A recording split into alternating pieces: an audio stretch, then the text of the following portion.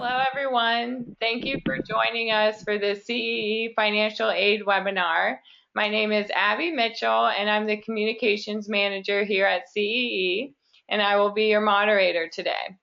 This webinar features financial aid expert Mark Kantrowitz, who is RSI alum 84, publisher and VP of Strategy for Capex.com LLC, and a CEE Board of Trustees member. If you think of any questions during the webinar, feel free to use the chat box to submit your questions if you are online. If you're calling in, feel free to reach out to me after the webinar, and I'm happy to help you get the answers that you're looking for. To introduce Mark Kantrowitz is a nationally recognized expert on financial aid, scholarships, and student loans. His mission is to deliver practical information, advice, and tools to students and their families so they can make informed decisions about planning and paying for college. So thank you, Mark, for taking your time for this webinar today, and take it away. Yeah, thank you, Abby. So we're going to talk about financial aid, give you a lay of the landscape. Financial aid is a unfortunately complicated topic. It involves a alphabet soup of acronyms like FAFSA, EFC, and SAR. And contrary to what you may have heard, the FAFSA is not an acronym for the Frozen at Sea Fillet Association. The EFC is not a form of electronic funds transfer or eco-friendly cleaning. And the SAR is not an infectious disease spread by birds, although some families may feel that it's like that after having gone through the process. Now, most families worry about missing something important. They worry more about what they don't know than what they do know. So I'm here to tell you, don't panic. I will provide you with an overview of the financial aid landscape and the most important sources of money so that you'll see that you've got everything covered. Now, this chart, which is affectionately known as the Hairball, dates from 1999, so it's over a decade and a half ago. It illustrates the financial aid delivery system at the time, and since then it's gotten a lot more complicated. So this shows that the system is just way too complicated. It badly needs to be streamlined, but the federal government and Congress is not very good about eliminating programs. They are very good at adding programs, so that's why we have 5 different income-driven repayment plans, for example. So let's start by dispelling a few myths. The first and most famous one is the unclaimed aid myth. The original form was that $6.6 billion went unclaimed last year. That myth is based on a 1976-77 academic year study by the National Institute of Work and Learning, which estimated that $7 billion was available from employers in the form of employer-paid tuition assistance, but that only about $300 to $400 million was being used each year. Subtract one figure from the other, misreport it as scholarships, and you have the origin of that myth. The reality is that it's more than 30 years old. It has nothing to do with scholarships, and it also presented estimates that were unsupported by any form of evidence. It was just someone's off-the-cuff estimate. The reality is that almost all scholarships receive far more qualified applicants than they have funds available. The few scholarships that do go unclaimed can't be claimed because of restrictive selection criteria. Give you an example. There is a scholarship known as a ZOLP scholarship, Z-O-L-P. It's available only at Loyola University of Chicago for students who are born with the last name of Zolp. The name must appear on both their birth certificate and on their christening certificate, and you can change your name to qualify. Most years they have 1 or 2 students. They scour the telephone books looking for students who are eligible to apply, but some years they have none. Now, there is one form of financial aid that's widely available that does occasionally go unclaimed, and that's the federal Pell Grant. About 2 million students in 2011-12, the most recent data available, did not file the FAFSA, but would have qualified for a federal Pell Grant had they only applied. Of them, 1.3 million would have qualified for the maximum federal Pell Grant. So the lesson to be learned here is that you can't get aid if you don't apply. Now, the next myth is that there's a penalty for savings, so you'll get more aid if you don't save. And like a lot of myths, there's an element of truth in this. There is a penalty for saving, but it's a very small penalty if you save in the right way. If you save in the parent's name, financial aid will be reduced by at most 5.64% of the net worth of the savings. This is in contrast with saving in the child's name, where 20% of student assets will reduce aid eligibility. So clearly you want to save in the parent's name. Now there's special treatment of 529 plans. If they're owned by a dependent student or the parent, they're treated as though they're owned by the parent on the FAFSA form, the free application for federal student aid. Now, despite the small penalty, you are still better off having saved. For every $10,000 in the parent's name, you're going to reduce aid eligibility by only, at most, $564, which leaves you with $9,436 to pay for college costs. So every dollar you save is about a dollar less borrowed, and every dollar borrowed will cost you about $2 by the time you pay back that debt. So by saving money, you're literally saving money. Now, another myth, which may be less of a myth for Rickoids because of their talents, but the myth is that my son or daughter can win a completely free ride through scholarships. Now, some Rickoids do that, but families have a tendency to overestimate eligibility for merit-based aid and underestimate eligibility for need-based aid. I give you an example. Only about 1 in 8 students who's pursuing a bachelor's degree is using scholarships to pay for college. And the average amount used is only about $4,000. Only 0.3% win enough scholarships and grants to cover all college costs. So scholarships are part of your plan for paying for college, but not necessarily the entire plan. Now, some students do win a completely free ride, Rickoids among them, but still, the idea that you don't have to do any work, that it's just going to be handed to your child on a silver platter, and that's still a myth.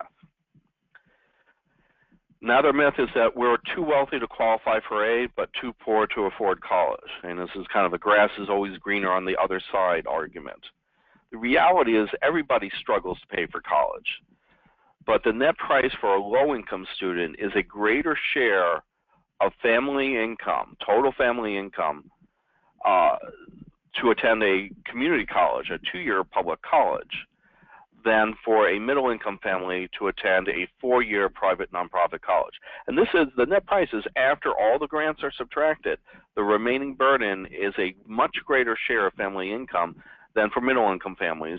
And the family burden and the college, this ratio is a much greater share of middle-income family than for high-income family. But nobody has it really, really easy paying for college.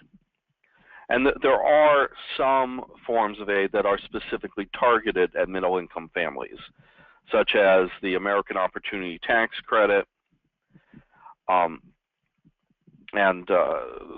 also the student loans are intended for middle-income families. So now let's look at the various types and sources of financial aid. This will give you an overview of the landscape so you know that you're not overlooking any particular type or source of aid. First, there's gift aid, which is money that does not need to be earned or repaid. You still have to maintain good grades, but you don't have to work a job to earn this money, and it doesn't have to be paid back. Student loans, on the other hand, which are considered a form of self-help aid, have to be repaid, usually with interest. So gift aid includes grants and scholarships, tuition waivers, and education tax benefits. Grants and scholarships, those terms are often used interchangeably, but generally speaking, a grant is need-based and a scholarship is merit-based, although each may have components of the other. A tuition waiver is like some colleges, the student body president is given a waiver of tuition. Not very common, but it does occur. And the education tax benefits are like that American Opportunity Tax Credit. They are forms of financial aid that you receive when you file your federal income tax return. Now, self-help aid includes student employment, loans, and tuition installment plans. The student employment is very often known as either college work study or federal work study, depending on whether there's some of the money's coming from the federal government or just from the colleges.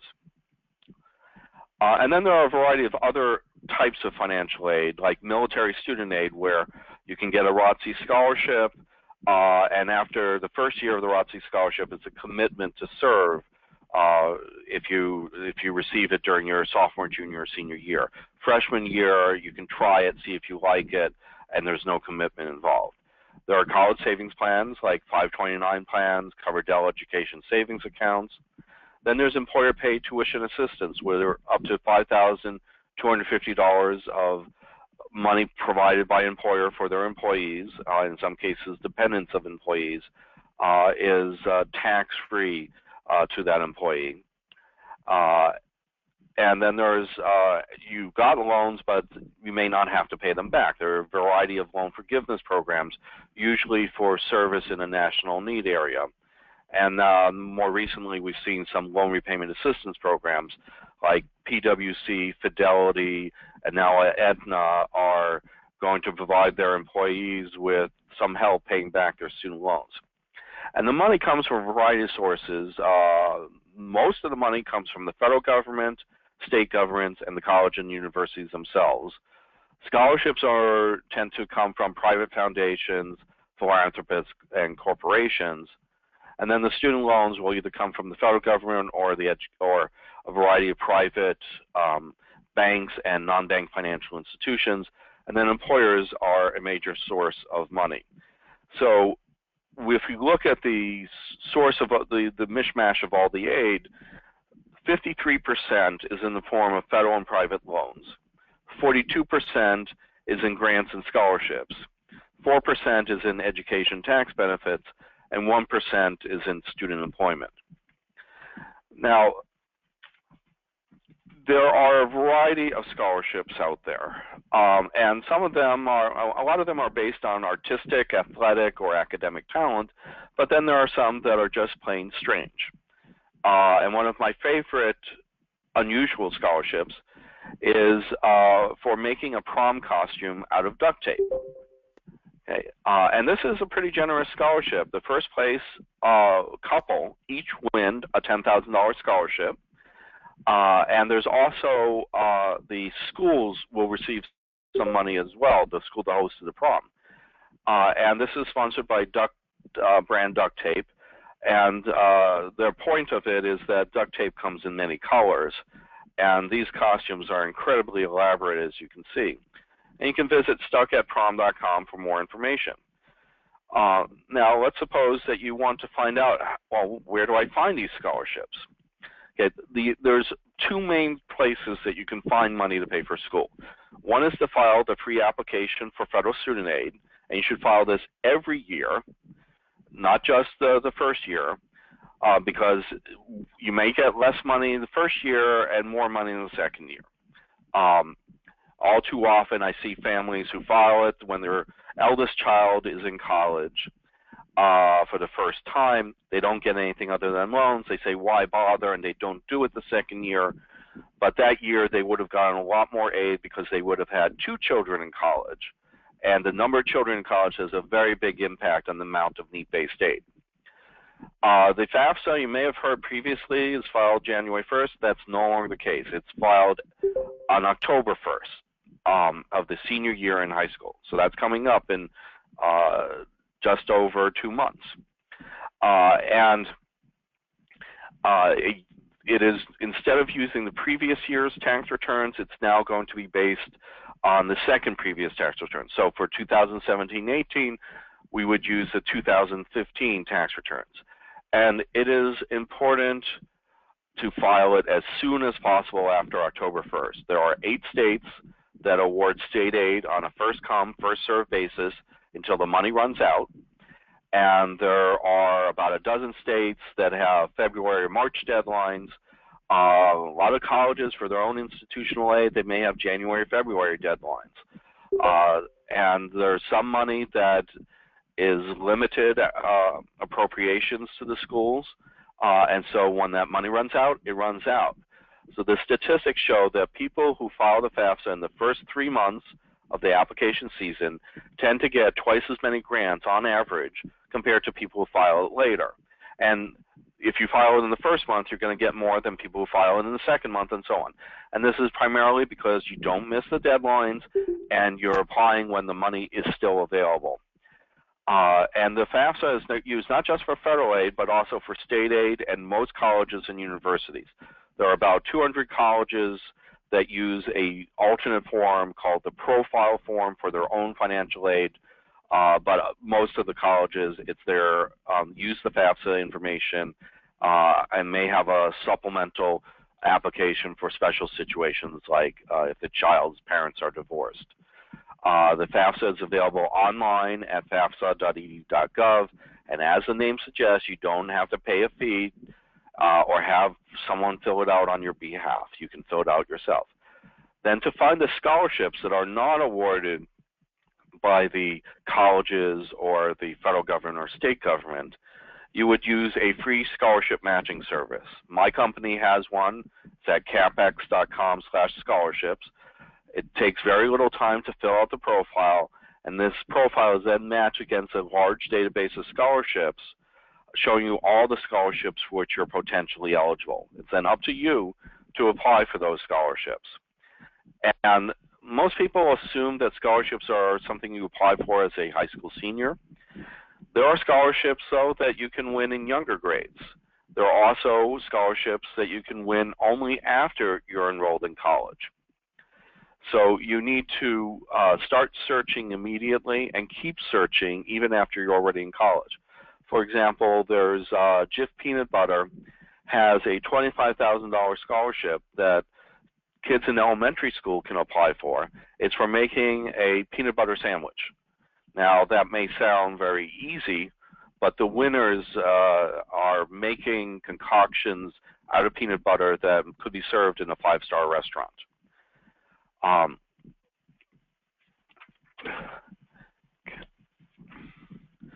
Now, if you run into problems completing the FAFSA, there's a lot of free help out there.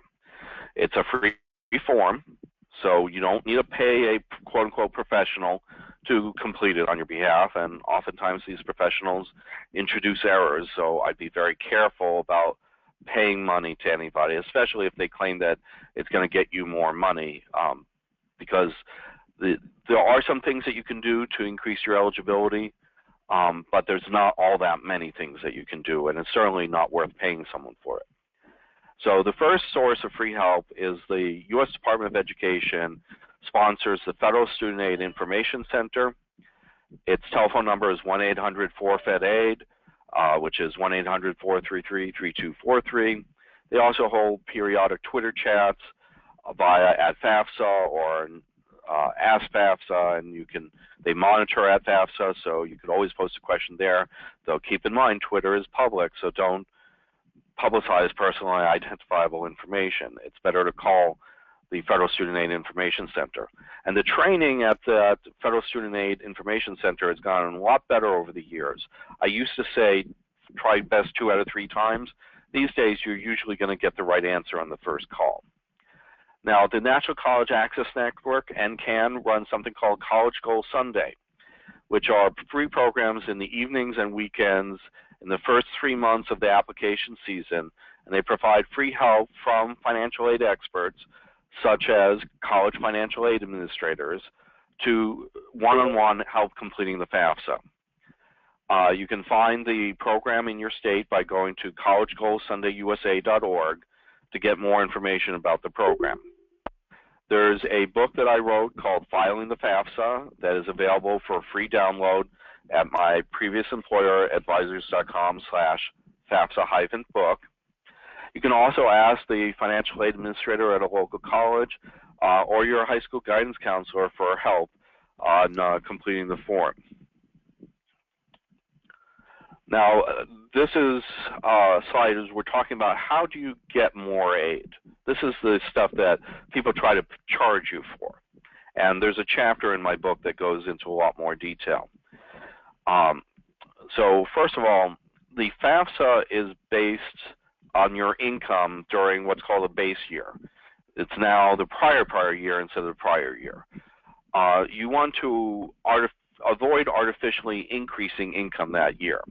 So it's too late for 2015, but you don't, if you want to avoid artificially increasing income through capital gains, or if you're going to realize capital gains, offset them with capital losses.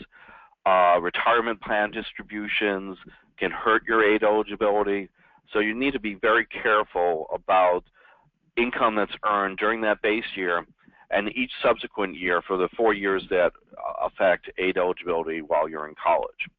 So try to defer income such as bonuses and retirement plan distributions until after graduation, or now it's actually after the aid is determined for the senior year in college. This is especially important if your income is close to $50,000 because there's a threshold in the formula where if your income is just under $50,000, your assets may be disregarded.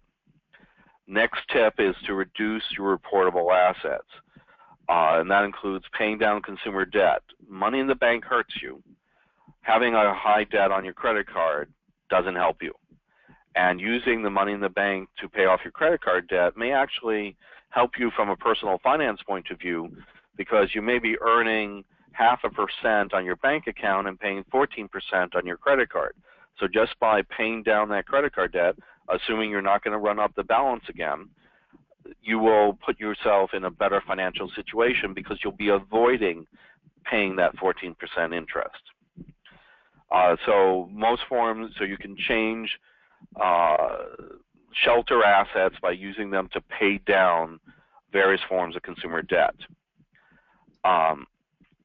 Now, paying off mortgages that's on the family's principal place of residence will work for the FAFSA, but won't work for the profile form. On the profile form, they do count net home equity of the family's principal place of residence. They don't on the FAFSA. Now, the interesting thing with the profile is that it's typically capped at 2 to 3 times income. So if you're already hitting the cap, then you can actually get some benefit by paying down the mortgage on your home. Maximize your retirement plan contributions. Now, this is not going to reduce your income for the year the FAFSA is filed because those retirement plan contributions get added back in as untaxed income when they're calculating total income, and the aid eligibility is based on total income. But it will reduce your assets. And avoid trust funds. Trust funds almost always backfire when they try to shelter money from financial aid. Even if the access to the principal is restricted, it still backfires.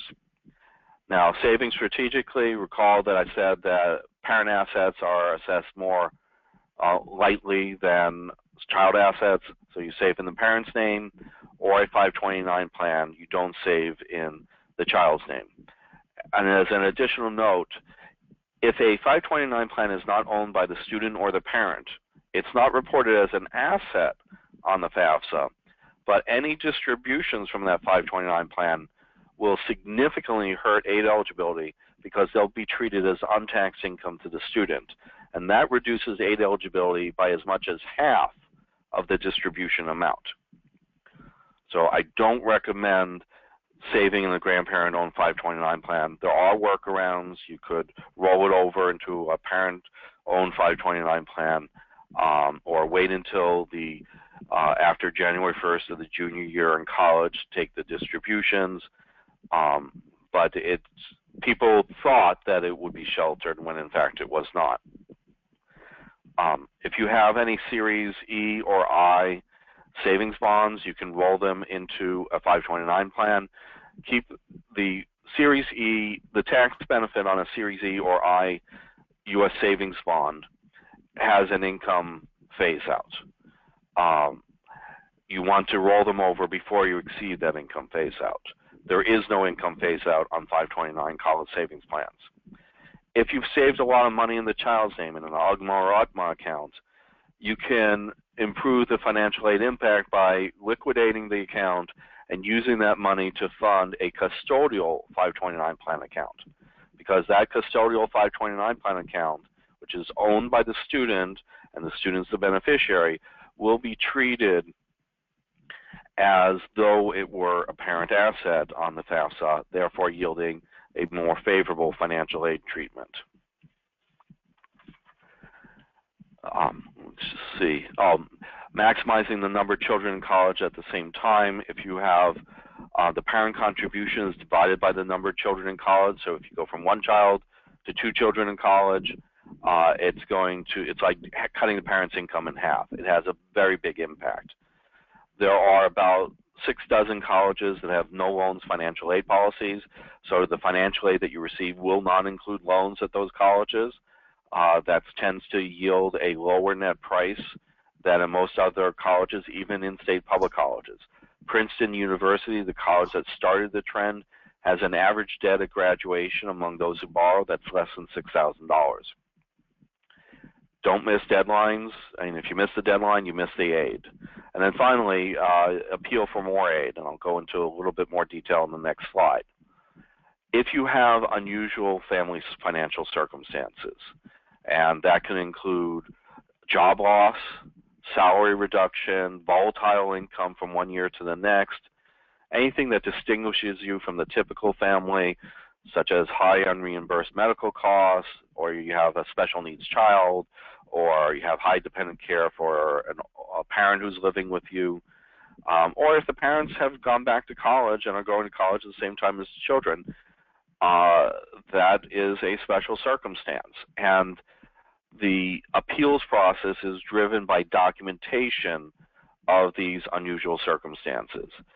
So always, if there is something unusual about your finances, ask the college for a professional judgment review. Some call it special circumstances review or financial aid appeal. Provide them with documentation of those unusual circumstances, and in particular, the financial impact of those unusual circumstances. And the college will then decide whether or not it merits an adjustment to the financial aid package. And if they do, it then becomes very formulaic. The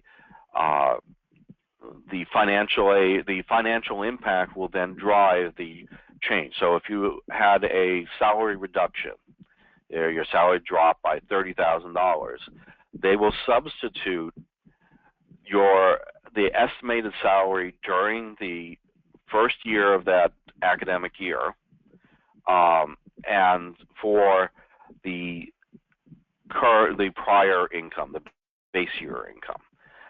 And that will then yield a change in the financial aid because the income will be lower. Note that they also make corresponding changes to the taxes that were paid corresponding to the lower income. But it's a very formulaic process. The only subjectivity is whether that unusual circumstance merits a adjustment to your financial aid package. Now, we talked about searching for scholarships earlier. I've listed on the last line of the slide a few additional free scholarship matching services. So CapEx, FastWeb, College Board has their Big Future tool. And you need to start searching immediately. The sooner you start, the fewer deadlines you'll miss. And the key thing when using an online scholarship matching tool is there are both required questions and optional questions. People have a tendency to skip over the optional questions. Those optional questions are there to trigger the inclusion of specific scholarships. Like there are questions about whether anyone in your family, whether you or a sibling or a parent, has had cancer. Those are used to trigger. There's about 2 dozen scholarships for either children who have had cancer, who have had a sibling who has had cancer, or whose parent has had cancer. Now, that may not apply to you, but there are a lot of questions there. It's a long laundry list of questions. And students who answer the optional questions tend to match twice as many scholarships as students who answer just the required questions. And it doesn't take a lot of time. It takes only about 30 minutes to complete a scholarship search profile. And I'd recommend that you search at least 2, because that way you're going to see how many scholarships overlap between these services, and you'll be less likely to fall prey to scholarship scams that say, pay us money and we'll find you scholarships that aren't anywhere else. Well, there's no such thing. Now, just because we live in an online world and everybody thinks everything exists online, doesn't mean that you can't search offline. And there are some good resources. One is there's usually a bulletin board outside your high school guidance counselor's office, the financial aid office at a local college, and the jobs and careers section of the local public library or bookstore. Usually there are books in these bookstores or libraries in that jobs and careers section. The benefit of a scholarship listing book is that they permit random exploration. And so you could search just for things that you never thought of before, whereas the online services are a much more targeted matching process. But before using any book, check the copyright date, because by the time a book is published, it's usually a year old. And so if a copyright date is 3 years old, this book is probably too old to be useful, because about 10% of the information in these books will change in some material way each year. The address may be different, the criteria may be different, and so you can't rely on books that are older. And these bulletin boards will have information about local awards, Dollars for Scholars programs, local PTA scholarships, other scholarships that sometimes don't want to be included in any of the really large scholarship databases, because they're afraid of getting too many qualified applicants.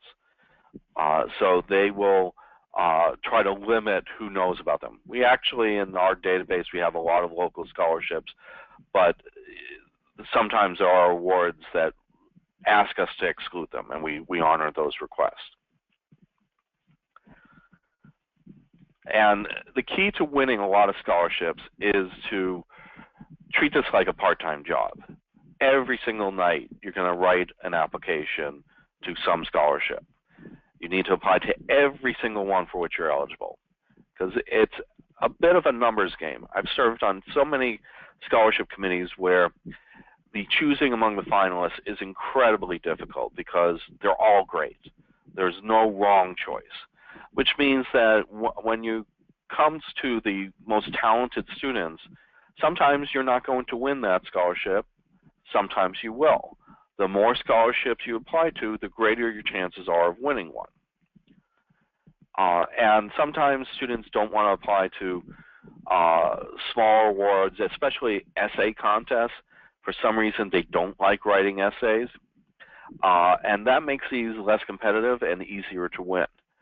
A good tip, if you have trouble writing an essay, is rather than staring at a computer screen and writing or typing the essay, answer the question out loud while recording yourself, and then transcribe the recording. The reason why this works is people write or type at 30 to 60 words a minute, but they speak at about 200 words a minute. So the act of writing is so slow that it interferes with the flow of thought. By answering the question out loud, you're going to have not just covering 200 words a minute and it's a 300-word essay, that's just a minute and a half. And if you talk for 3 or 4 minutes, you're going to have plenty of material.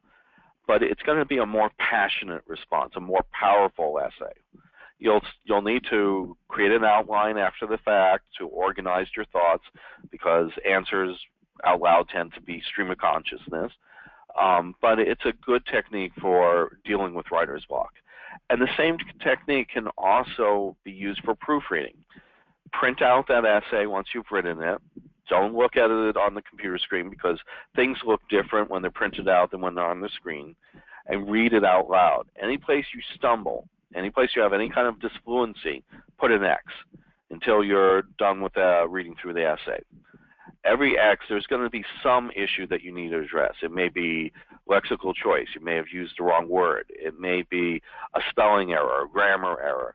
It may be a logic error that the essay, or may be it just doesn't flow very well, or the point you're trying to make doesn't really support your conclusion.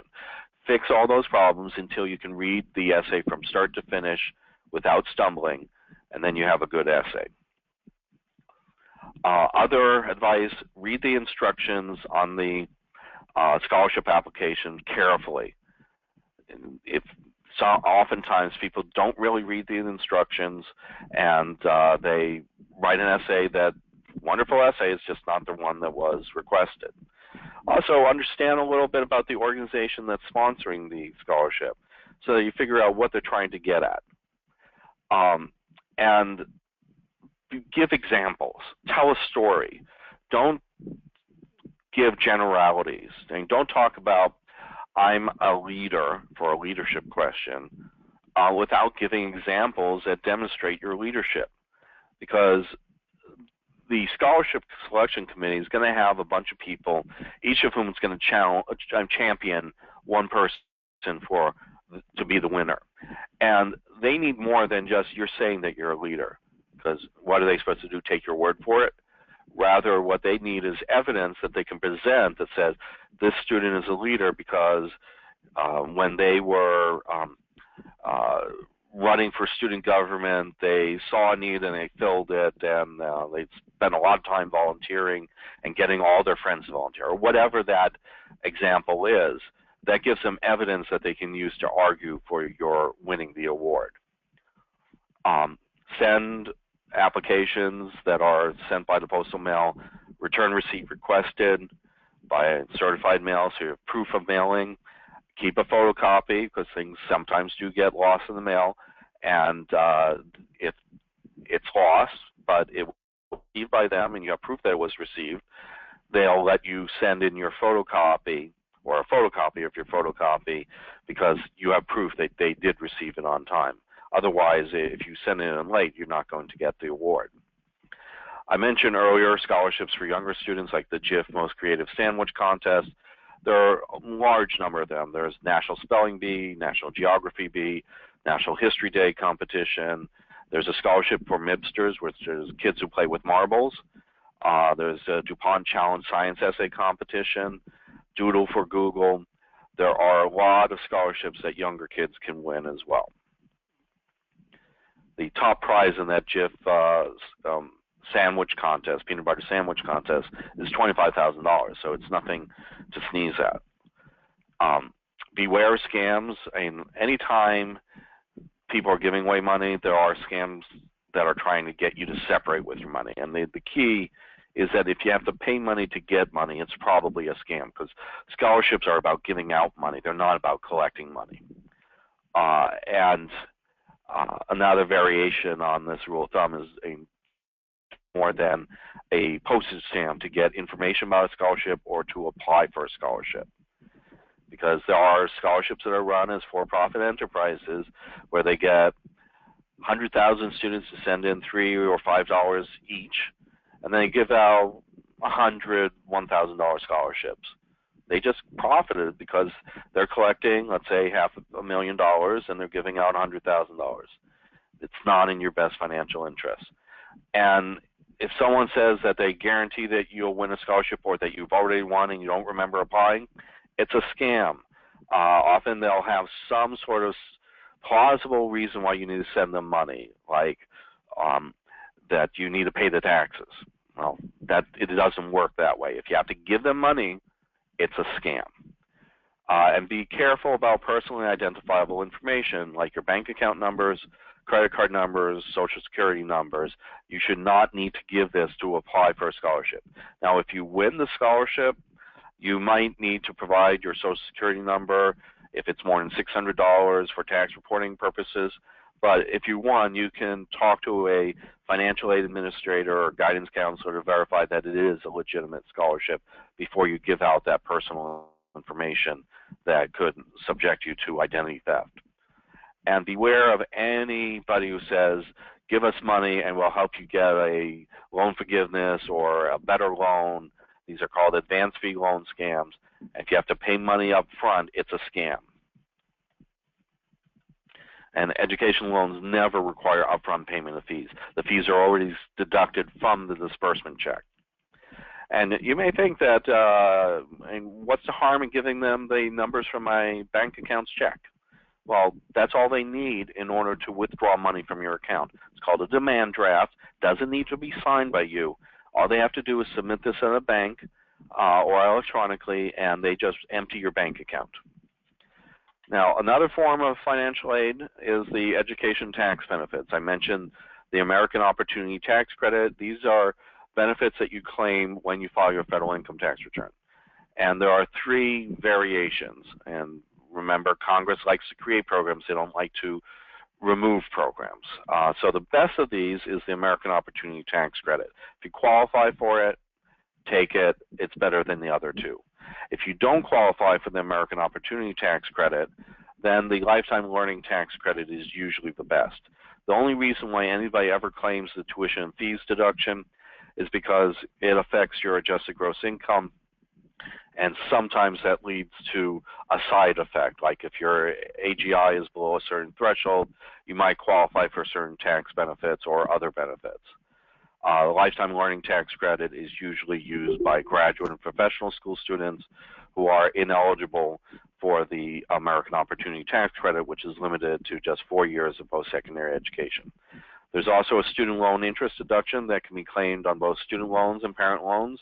There are income phase-outs on this, but most students fresh out of college will be able to get some sort of benefit. It's for above-the-line exclusion from income for up to $2,500 of interest paid on both on federal and private student loans. Now, when you're comparing different colleges, both up front and once you've applied and got in and they're giving you the award letter, the net price is an important concept. It's the total college costs, tuition, fees, room and board, books and supplies, transportation, and miscellaneous expenses. This is called the cost of attendance. And you subtract from that the gift aid, the grants and scholarships. That is the net price. That is the amount of money that you're going to have to pay from your savings, your income, and loans to cover the college costs. Think of it as like a discounted sticker price. Now, people tend to focus on wrong aspects of financial aid, like, oh, this college is giving me a $10,000 merit scholarship. Well, they're charging you $60,000 a year. After you subtract that merit scholarship, you're still paying them $50,000 a year, which is probably twice what you would pay with no aid at an in-state public college. So you need to look at that net price. Keep in mind that when colleges say they meet the full demonstrated financial need, that may include loans, not grants. Very few colleges will meet your full demonstrated financial need with just grants. And even those colleges, they say they're meeting your full need. Well, they've redefined need so that they meet it. They may have a minimum student contribution or summer work expectation that assumes that the student's going to come up with $3,000 or $6,000 on their own. Well, they're meeting the full need because they're assuming that you're coming up with that $6,000 on your own. Now, on every college website in the financial aid section, there will be a net price calculator that will give you an estimate, a ballpark estimate of what that net price will be. These calculators aren't necessarily 100% accurate. Some of them are using 2-year-old data. Some are using current data. Some are asking you 3-4 dozen questions. Some are asking you just a dozen questions. The more questions they ask, the more accurate they tend to be. And some of them try to confuse you by, in addition to listing a net price, they also list a net cost, which is what you get when you subtract the loans as well. You subtract the entire financial aid package, as though loans reduce your college costs, which they don't. Okay. So the differences in the net price will have an impact on your college choice.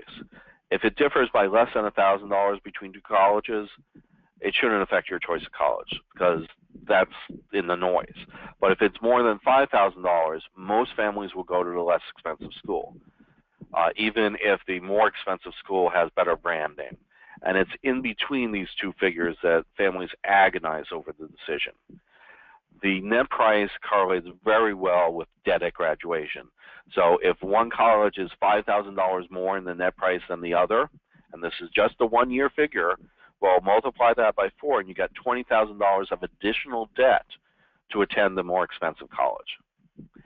You will find that the lowest net price will be at in-state public colleges and the colleges that have no loans financial aid policies. And those 6 dozen colleges that have no loans financial aid policies include the entire Ivy League, MIT, Stanford, and other very selective colleges. So when you're trying to figure out, can you afford this college, there's 2 main approaches that I advocate.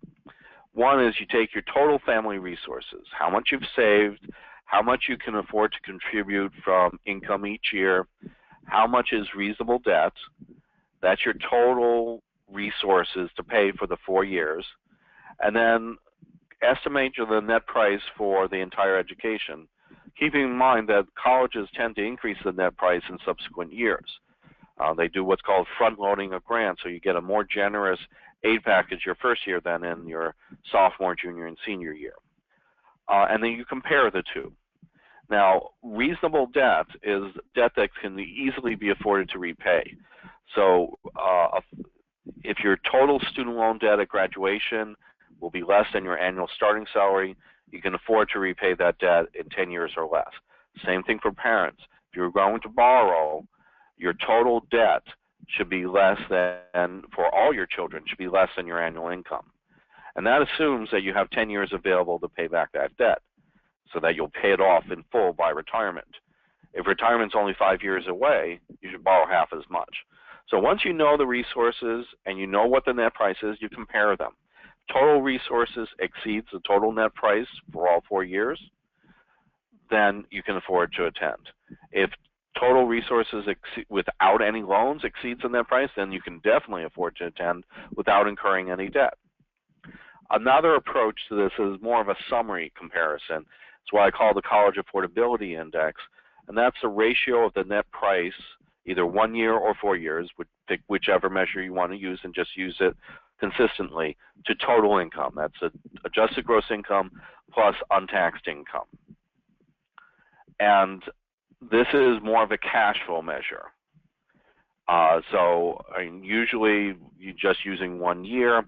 If your College Affordability Index for 1 year is less than 25%, or for 4 years, 100%, it's going to be affordable. And this is just kind of a ballpark measure. Lower is obviously better. Now, the problem with assuming 4 years is that sometimes it takes more than 4 years to graduate. First of all, engineering degrees typically take 5 years. Also, the federal government considers full-time enrollment to be 12 credits or more. Well, 12 credits, you will take 5 years to graduate if you only take 12 credits a semester. You need to take 15 credits a semester in order to graduate in 4 years. I mentioned the front-loading of grants, where your net price is going to be lower your first year than in subsequent years. And then there's something called scholarship displacement, where the colleges, when they hear that you won this nice scholarship, an outside scholarship, they say, well, your financial aid is now lower. We're going to reduce your aid package. And so what do? They reduce your grants. So you just traded a grant for a scholarship. You do not come out ahead. The scholarship doesn't improve your eligibility, your ability to pay for school. Now, luckily, about 4/5 of the colleges will replace your loans with that outside scholarship, so you do come out ahead. When you replace the loans with the scholarship, you have a lower net price. I already talked about reasonable debt. Just the rule of thumb, total debt at graduation should be less than your annual starting salary, and ideally a lot less. You can then afford to pay it back in 10 years or less. If you're going to take longer than 10 years because you borrowed more than your annual income, you're going to struggle to make those loan payments, and you will need extended repayment or income-driven repayment to afford the monthly payments, you're going to be in debt for 20, 25, or even 30 years, which means that you're going to be paying back your own student loans when your children enroll in college. Not an ideal situation. Now, as to how you should borrow when you have a choice of different loans, borrow federal first, because the federal student loans are cheaper, more available, and have better repayment terms than the private student loans. They have fixed rates. They do not depend on your credit history. They do not require a credit-worthy cosigner like the private student loans. And generally speaking, the federal student loans have much lower interest rates than even the variable rates on private student loans. And be careful about comparing a variable rate with a fixed rate, because the variable rate these days has nowhere to go but up. And the repayment plans available on fixed-rate private student loans are less generous than on the federal loans. And the private student loans don't offer income-driven repayment or public service loan forgiveness. Now, with the parent loans, if you have excellent credit, you might actually be able to qualify for a private student loan or private parent loan that is a little bit less expensive than the federal Parent Plus loan. But you're giving up the superior benefits of the federal Parent Plus loan, so you need to consider that trade-off carefully. Also, in general, if you've exhausted the federal Stafford loan limits and you find yourself needing to borrow from a PLUS loan or a private loan to afford the college, to pay the bills, you may be overborrowing. Because remember, your total debt should be less than your annual income. The maximum you can borrow from the federal Stafford loan over 4 years is $27,000. The overall aggregate limit is $31,000 for a dependent student, which obviously means that you're borrowing for 5 years instead of 4. That's generally a reasonable amount of debt. The average debt at graduation with a bachelor's degree last year was $37,000. So it's starting to get up there. But keep in mind, the average starting salary for someone with a college to bachelor's degree is between $45,000 and $50,000. Now, some students vary. Some students borrow more for a field of study that doesn't pay as well, and you need to keep that debt in sync with income. Now, to cut your borrowing costs, there are several tricks that you can use. First of all, free money first. And don't borrow until you absolutely must, and don't treat those loans as limits, as targets. Borrow as little as you need, not as much as you can. If you can afford to pay the college bills, just not all at once in one big lump sum, look into a tuition installment plan. Many colleges offer them, where instead of taking out a loan, you're simply splitting that college bill into equal monthly installments over the course of a year. They don't charge interest, but they do charge an upfront fee that's less than $100. And that's much more reasonable than a long-term education debt. And then try to economize on your spending. Live like a student while you're in school, so you don't have to live like a student after you graduate. And let's say that you don't like the cafeteria food, even though you paid for the meal plan, so you eat out once a week and you buy a $10 pizza a week. Over 4 years, that's going to be $2,000. Now, if you use student loans to pay for it, every dollar you borrow will cost about $2 by the time you pay back that debt, so that's $4,000. That's a lot of pizza. And it may not be pizza, it may be Starbucks or Jamba Juice or beverages from a vending machine, but these little expenses add up very, very quickly to significant amounts of money. Your primary goal in going to college is to get a degree, not to eat out every night and go to paid entertainment every night. So before you use student loans money to pay for anything, double the price and say, would I still buy it at twice the price? Realistically, that is what it's going to cost you. Now, to cut college costs, number one is to attend a cheaper college. In-state public colleges and these generous no-loans colleges are going to be your least expensive option. So luckily, the Harvards, MITs have these no-loans policies. It's still going to cost you money, but it'll be less expensive than one of these second-tier institutions that isn't as generous in its financial aid and still charges you $50,000, $60,000 a year. you can try graduating quicker. And if you graduate in 3 years instead of 4, you just saved a year's tuition. More realistically, graduate in 4 years instead of 5. Or if you're going to be there all 4 years, like I was, double major and get 2 degrees for the price of 1. I graduated at MIT with 2 bachelor of science degrees, 1 in mathematics, 1 in philosophy. And the way to do this, you take an extra class each academic term, or take classes during the summer session, or get credits through AP classes, CLEP and PEP tests, or in some cases, some colleges will have what they call advanced standing exams, where you essentially take the equivalent of the final exam in the class, and if you pass, you get credit for that class. Textbooks are a great way to save on college costs because they are a significant expense, and there are a lot of easy ways to save money. So you can buy used textbooks. All syllabuses now have the ISBN number of the textbooks on them, so you can search around, shop around online for them to see whether you can get lower prices. You can sell your textbooks back to the bookstore at the end of the semester to get money back, and so you can save about half of your textbook costs routinely. There's also obviously copies of the textbooks in the college's library. The professor may have an examination copy that was given that he's willing to give away. If you're the first person to ask for it, you get it for free. And if you have a roommate and you're taking the same classes, you could always share a textbook. That assumes that you get along with your roommate. Another way to save on college costs is if you're going to a local college, is to live at home, or if you're living off campus, get a roommate to cut the housing costs. And what I tell parents is better to have that child living at home while they're going to school than to have that child graduate and then be forced to live at home while they pay back their student loans. So we've come to the end of my prepared remarks. KFX.com has a lot of good information about planning and paying for college. You can also follow me on Twitter. I routinely tweet new articles on KFX and elsewhere that strike me as being interesting. And thank you. Thank you for those who submitted questions via the chat box. I'll make sure to send them over to Mark, and then we'll be able to continue the conversation.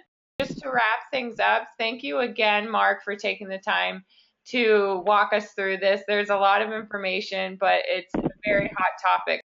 Thank you to all the alumni and parents who logged in today. We're really hoping we can do more webinars like this. So thank you. I see more questions coming in, so I'll make sure to follow up with everyone, and we'll have this on our CEE YouTube page. So thank you again, and everyone have a great afternoon, and we'll talk to you soon.